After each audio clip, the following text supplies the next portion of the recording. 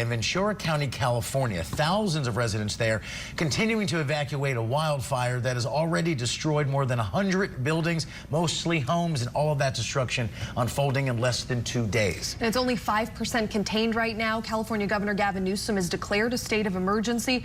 Officials in the area gave an update yesterday on the damage so far and explained how this fire became so intense so quickly. The area was under what was called a particularly dangerous situation red flag warning, or a PDS red flag warning, which for us in the National Weather Service means a very extreme red flag condition with really, really strong winds, very low RH, and very critical fuels.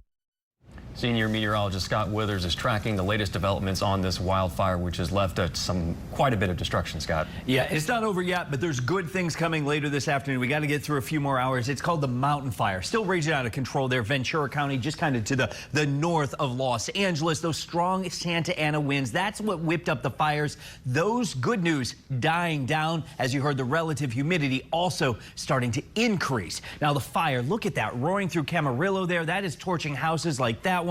You heard Governor Newsom declared a state of emergency. 10,000 people forced to evacuate. There are 800 firefighters out there right now working around the clock trying to contain the fire. They're sending more in. It's burning in steep terrain, so they had to bring in these helicopters to drop the water and the retardant down onto the hillsides to get those hard-to-reach areas.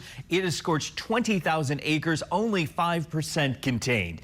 And the devastation, it's just widespread. I mean, look, more than 130 structures, almost all of those, a lot of those houses have been destroyed. Only empty shells of houses remaining along many of the streets. And this is what I want to show you. Yesterday, it has kind of moved back. These are the red flag warnings, the wildfire alerts, all in the hot pink there. They were over a little bit closer to the ocean. They've come back because the Santa Anas coming over the hills have died down a little bit. But look, still up there from north of Los Angeles there, and stretching all the way back down to the Mexican border. We're still going to be dealing with this, but those winds are going to die down around 11 a.m. local time. So a few more hours for that. But on the East Coast, another problem. Look at this, 50 million people over here dealing with wildfire red flag warnings today. And we're talking the entire state of Massachusetts all the way down to Washington, D.C. Remember last week, guys, we had some really, 2 weeks ago, some deadly wildfires in Connecticut. That entire region doing it again because of the heat, the drought. Some of these cities on the East Coast